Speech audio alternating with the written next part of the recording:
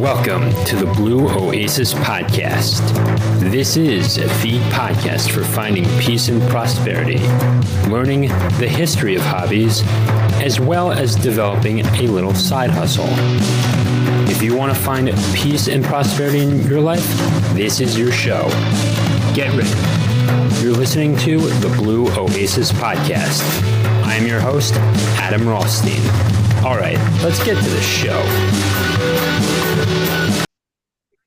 And welcome back to the Blue Oasis podcast. I'm your host, Adam Rothstein. With me today is Leslie Hocker. Leslie, how are you? Hey, I'm great, Adam. It's great to be here. All right, so tell me a little bit about yourself. Well, let's see. I am a mom and a wife, and I have went to school, got a degree. I know your audience, you talk about side hustles and side gigs. I actually went to university, got a degree specific for the petroleum industry. And when I got to the executive level, like a lot of people, I said to myself, this is fun now, but I don't want to be going to work in the dark and coming home in the dark and working weekends the rest of my life. So I started looking at starting a business. So I've been in business for myself now for a little over 40 years. I always say I started when I was 2, but I can't even comprehend that. I'm 31, and I've had this since 2020 and everything. But hey, I started this to help promote myself, help promote the audiobooks, and help promote what I'm doing, I love and that. help the world help the world become a more peaceful and prosperous place. Well, I love that. Hats off to you because it's interesting. During the pandemic, 2020, you brought up, it was the Great Resignation, and then it became the Great Regret a couple of years later because people just thought, well, I'll just start a business, and that's all there is to it. And being an entrepreneur, hats off to you because being an entrepreneur is not for the faint of heart, but it is very rewarding. And of course, the best part is I always like to say I can sleep until I'm done, which means I don't have to get up with an alarm clock and drive into work in the dark. Yeah, and just to clarify, I'm still working a 9 to 5, but I mean I have the side hustle because I like making audiobooks, I like narrating, I like being a voice, I like all that stuff. And I mean I've sold 1,300 audiobooks too. It's but which that's actually, most people don't even sell 100 books if they're like an author or something, but I've sold 1,300, made about $760 because I guess 10 cents on a rental doesn't pay much, but that's still something. It's still something to be proud of because that means over 1,000 people have listened just on an audiobook too. And YouTube, I can't even, probably like hundreds of thousands too, because I've been all over. I Um, love that. I love that. yeah. So it's interesting because I went to school, I went to university and got a degree, and it's actually a business degree with geology, engineering, legal and law.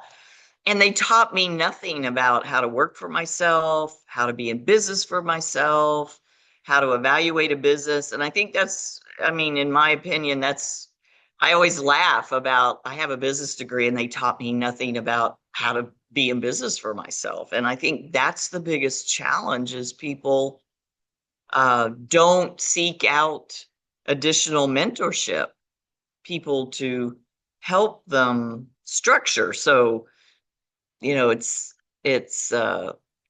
been interesting in the whole process of being in business for yourself, going from having a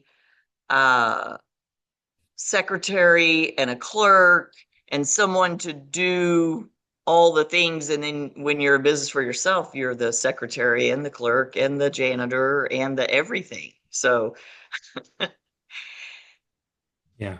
Um, so what should someone look for in a mentor?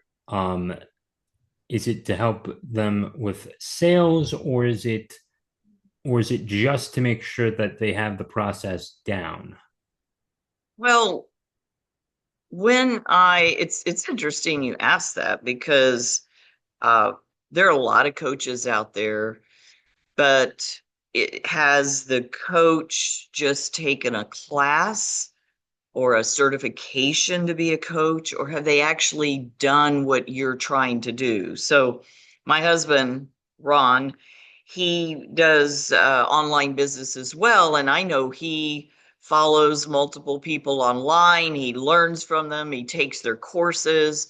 In my case, I teach people how to be in business for themselves through affiliate marketing, through online marketing where you find the right company to partner with. So when you're looking for a mentor, you need to look for somebody who's already been where you want to go. And that, I mean, I helped take Tony Robbins to the business marketplace, and I think he above all people taught me that you find someone who's done is where you want to be, and then you learn from them, not someone who's just sharing. You want to really learn from people who've already done that. That's the difference between a mentor and a coach. A mentor is someone who's done it and you're following their recipe. And a coach, a lot of times you can have a coach slash mentor, but a lot of times coaches are they're just coaching you on mindset, on setting goals, that sort of thing. And that is part of being a mentor. But for me, that's the distinction.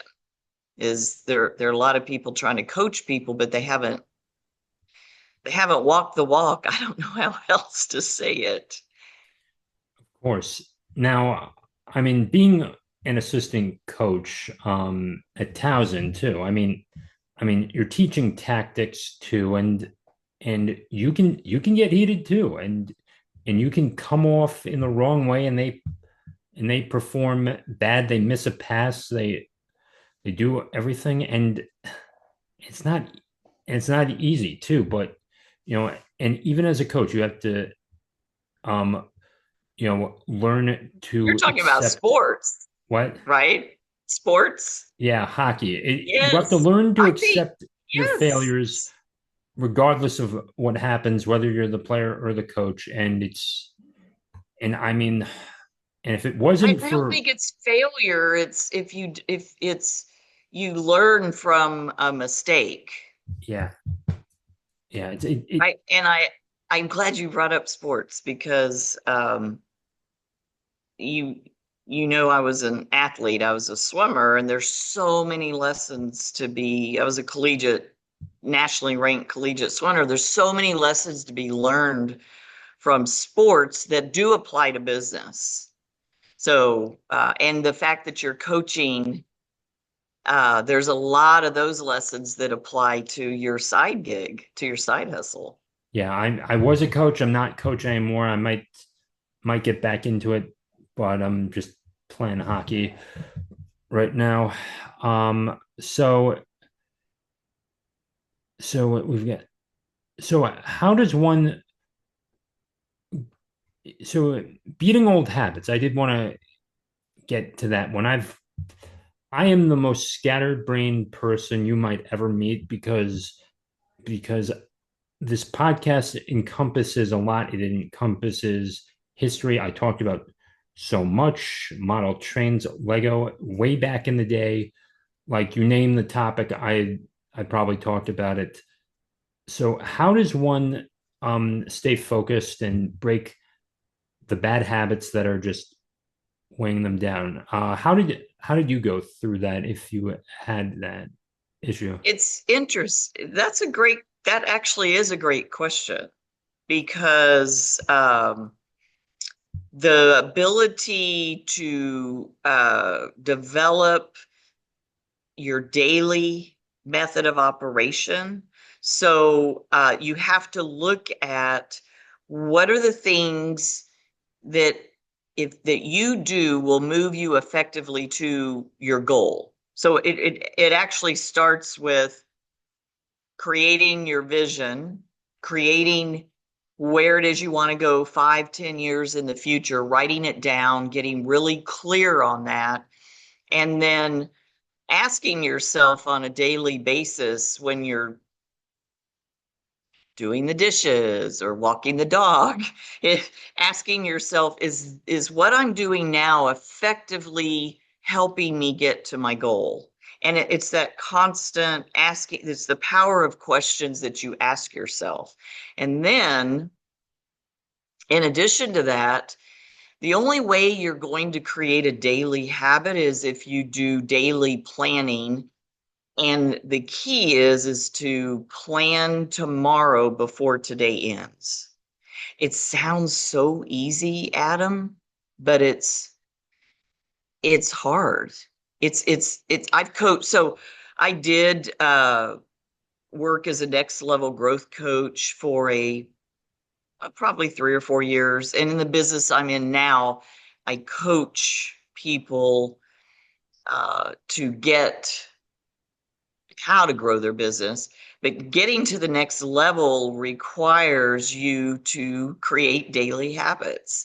And a lot of coaches teach you to get up in the morning and then identify the three top things. But if you get up in the morning and you don't know where you're going that day, you've already lost the day. And that's a piece a lot of people miss. Actually taking the time like around 4 or 5 o'clock in the afternoon when you're wrapping up what you've done for the day, actually taking the time to look at tomorrow and then planning it. And there's a couple of things in planning that are really helpful. One, I have priority things and I don't want more than three priority things. One, and the definition of a priority is basically it has to get done or your business dies, so you may not have any priority things. And then but you're going to have 1 to 3 key things that need to get done. And what I teach people to do, I actually work with a physical, I've got it sitting here with me, a physical, I was looking at it before we got on the Zoom to see what I needed to do tomorrow and to write some things down, things that have to get done before the day ends. And then you have your to-do list. So your to-do list is different than the things that have to get done because I teach people only to plan tomorrow. You have, gosh, I didn't know we were going to go here. I probably should back up a little. So, what I'm teaching people is you look at the whole week on Sunday and you map everything out. And then you plan the next day with the priority items. And the goal is you're doing the priority items. And if you have to move it to the next day, and then you move it to the next day, and then you move it to the next day, it's not a priority item. It goes back on the to-do list. And hopefully that, I mean, I'm giving you, I mean, this is like trying to give you a coaching session in 15 It, minutes. But that's the key is doing your weekly planning and mapping out your week. And then what are the things that have to get done by the end of the day tomorrow to move me closer to my goals? And then checking those off. And then after you do those, going to your to-do list.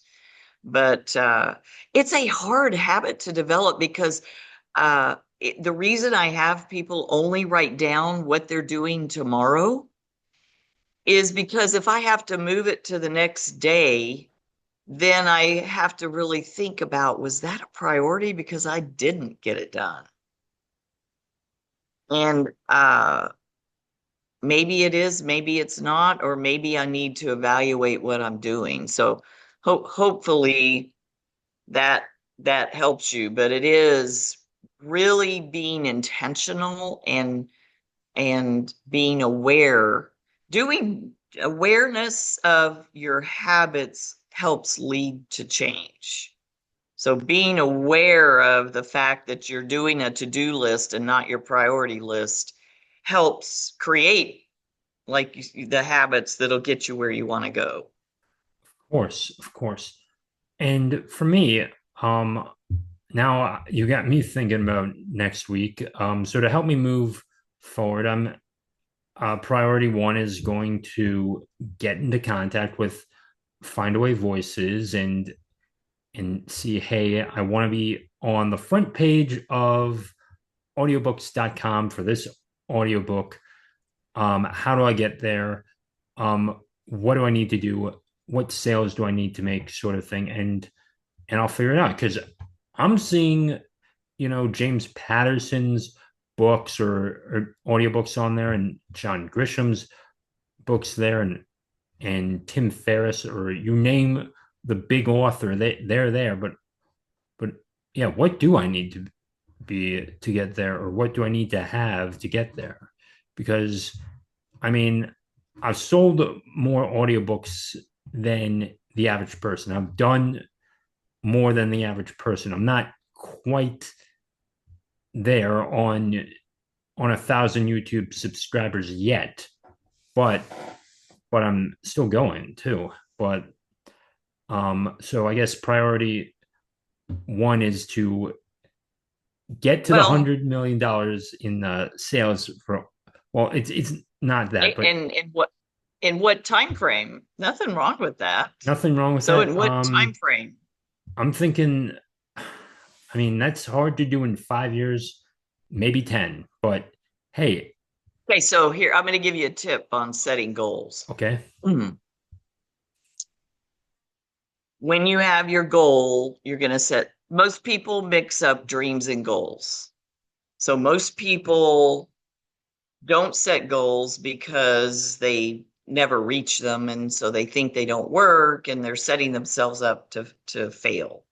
So here's what I want you to do is set three types of goals for each area. So for your audiobook, I want you, or your income, you've got a big hairy goal, which is good, a BHAG goal, big hairy goal of 100 million.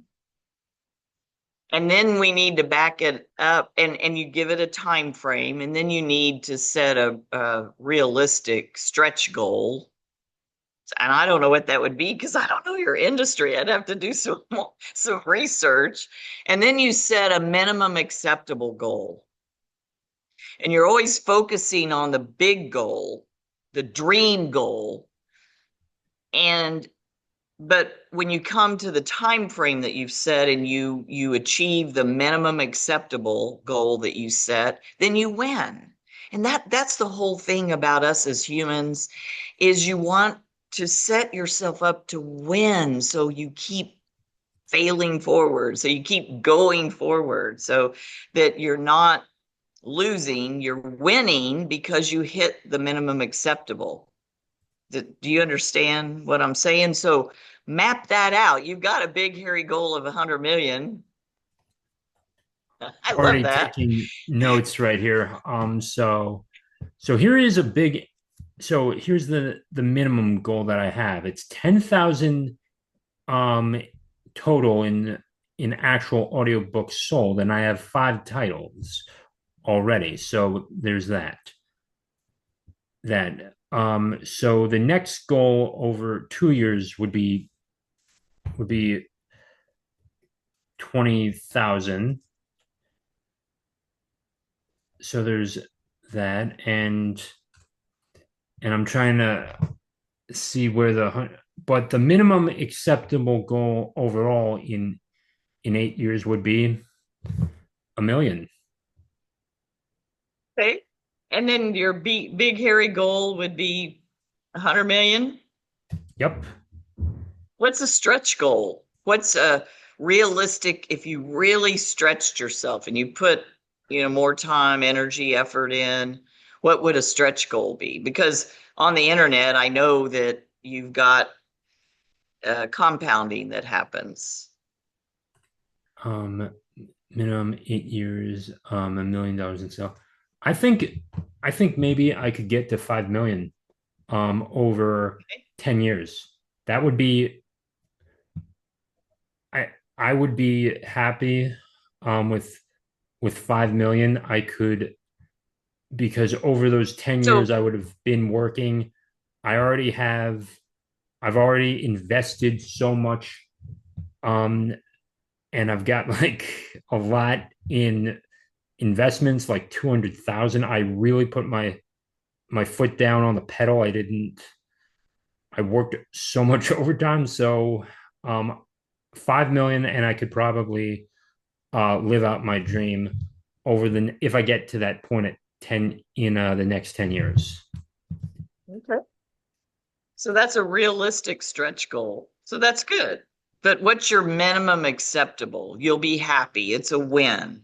It's something that you feel good about and you want to keep going.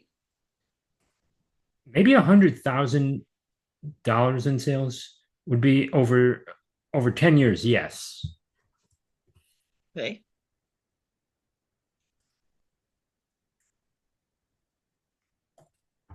Okay, let's see. Yeah.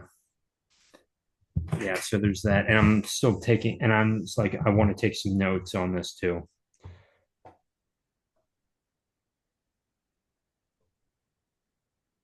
Can, It's the journey of being in business for yourself. I love that people can start a side gig that you found something that's your passion, but it is a journey of consistency and persistency. So it's the slight edge.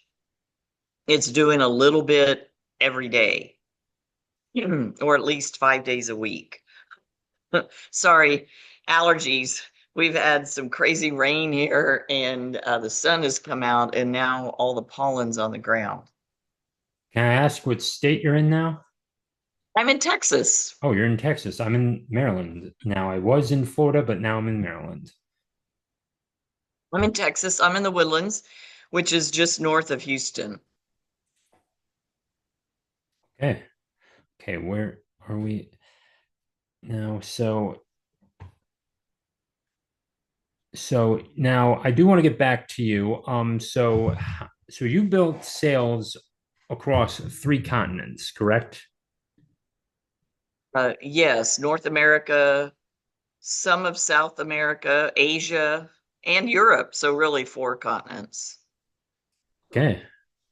How did you get? And well, what I did was when I decided, when I was in corporate and I decided that I needed to start a business if I was going to get where I wanted to go. So I had a goal to make $1 million a year, and I realized corporate job wasn't going to get me there. I was fortunate because I got an override on every well that I got drilled because I was in an exploration side.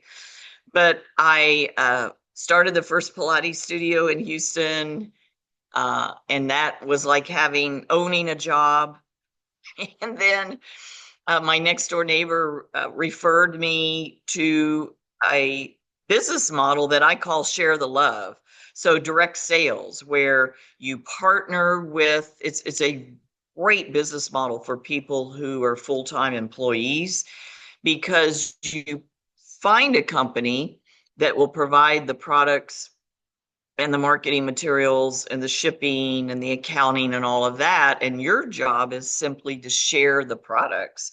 And now with social selling online, you're able to share those products either online or in person. And so I just learned as I earned while I worked full time in the petroleum industry.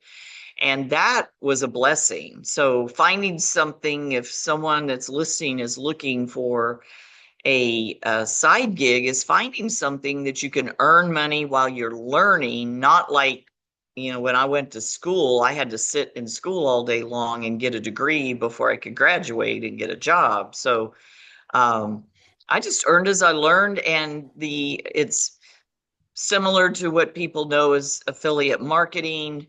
And I love it. Some people call it network marketing. I love it because I'm able to coach people and help them get where they want to go. And most people are just looking for an extra 500 to $1,000 a month. And I can easily show anyone how to do that. But the key, Adam, is evaluating a company, because they don't teach you in business school how to evaluate a business. And it's took me probably 10 years to figure that out, of learning, testing, trying. And if you don't know what you're doing and you don't have a mentor to mentor you, then that's where I learned that principle, that I found people to mentor me that had already been where I wanted to go. And then I was able to do, $1 million a year in not sales, but income. And I was able to do over 100 million in sales in 1 year, myself and my husband. So but that didn't happen in the first 10 years. It happened over time. So that's what I always say to people. You got to, you got to give it time. People decide they're going to start a business and think they're a failure if they haven't become a millionaire in a month or two or a year. And it takes time. In Napoleon Hill's Think and Grow Rich, I remember there was a section of people in Colorado, they were digging up gold, and going down to the gold mines. There was this guy who bought all this equipment, and he was right on the cusp of striking gold, but he never did. And then the next guy, who he at least paid this engineer to help him out, he struck gold, and he walked away with what was the equivalent of $1 million back in 1862 or something. Yeah, it's 3 feet from gold. I think there might actually be that might have been a book, and I think it was in North Carolina, which is where my husband's from. That it is a true story that he just gave up. So, but what happens is you've got to get clear on where you want to go. So, like for me, I am in the process of helping 100,000 families be able to have more choices in life, be able to earn an extra $1,000 a month. And I have a very clear goal of where I'm going. And just because I have a bad day, which we all have bad days. We all have days. If you're in business for yourself, we all have days where we want to quit. So the key is to keep falling forward. But if that's what happened with the guy with the gold mine, he didn't have his vision. He didn't stay the course, and he didn't believe in himself. And a lot of entrepreneurship is mindset. As you know, people always ask me, because I represent some amazing holistic skincare, wellness, plant-based, clean meets performance. And people will ask me, what's your biggest competition? And I always say, the biggest competition all of us have is the 6 inches between our ears. That's our biggest competition. So I actually do 20 to 30 minutes a day of personal growth, personal development. I still work on myself to this day, because we're all surrounded with negative news and uh, unfortunately negative cells. And so that's what we're bombarded with. And I sometimes take it personally when people say no to me or turn me down. And so I just go work on myself. And I know that as long as in my heart, like yourself, as long as in my heart, I'm here to serve, I'm here to help, I'm here to help people be the best they can be and find more moments of joy, create joyful memories. That's really, I'll tell you, at my age, that's really what I focus on, is creating the joyful memories along the way. Then I just get right back up and keep going and realize that I know where I want to go and they just don't. Okay. Okay. And just, mapping this out too, and also just laying out your vision. YouTube has definitely been a help for that. And actually just being able to teach people, hey, this is how you do this. This is how you meet the RMS level here. Keep it between -18 and -23 uh, RMS. Peak level optimal is amplitude, normalize that to -3.1, and your noise floor is -60 dB to -90 dB. Do not cross either of them, sort of thing. And record, keep a nice quiet space, preferably with carpet, all that stuff, and record. You can even add music if you want to, just make sure it's a mono track, all that. Like I've taught people how to do this stuff through YouTube, and apparently they like it. They like it too. And I'm glad I can help too, because it does help me plan out too. And then I can just like leave my links in the description or comments or something. And it's like, hey, if you want to support me there too. So that is one avenue of where I can sell.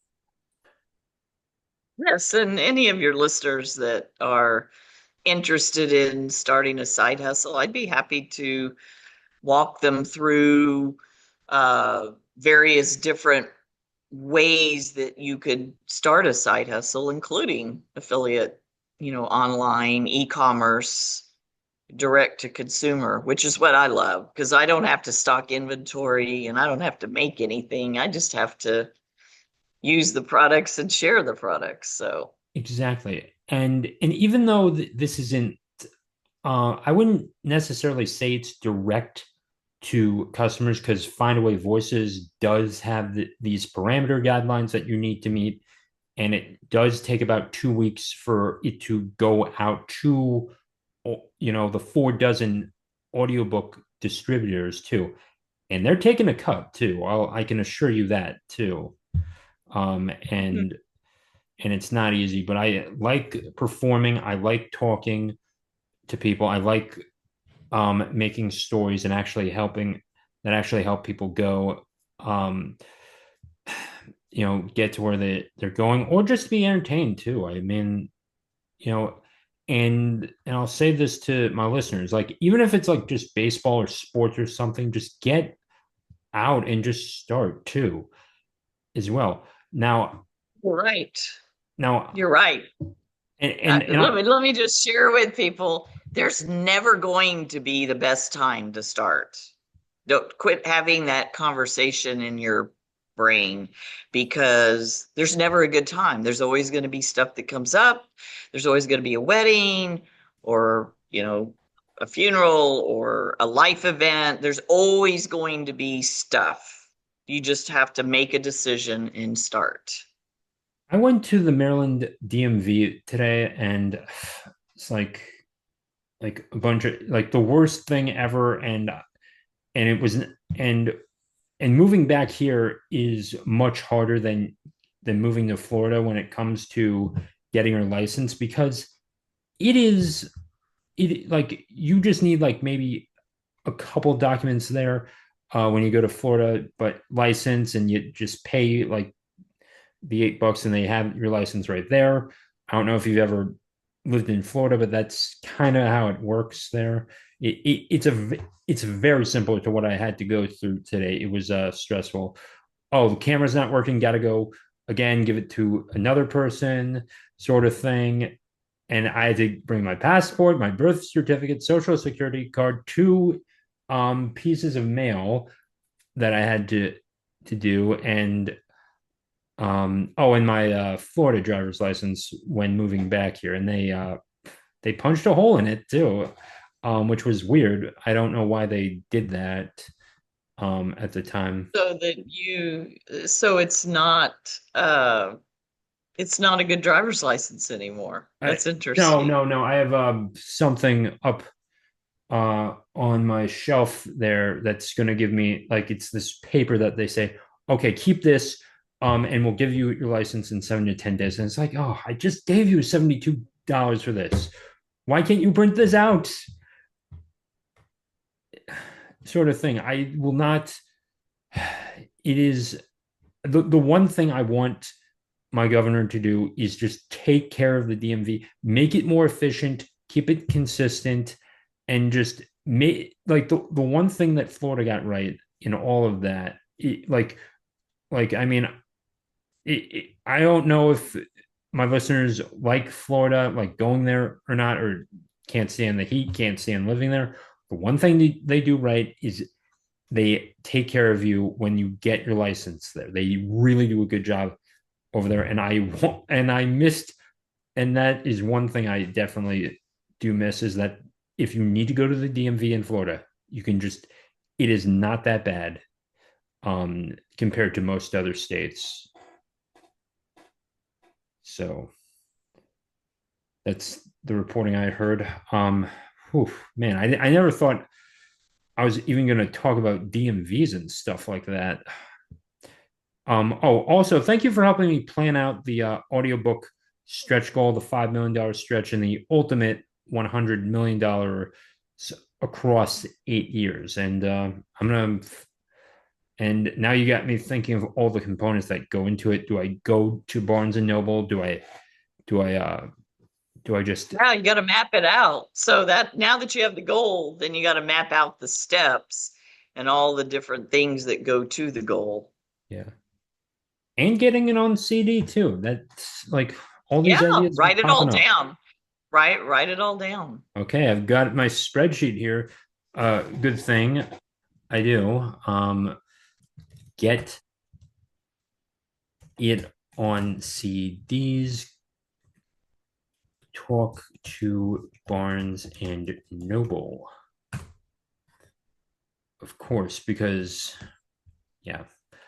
Anything else you want to talk about before I save this and end the episode for tonight?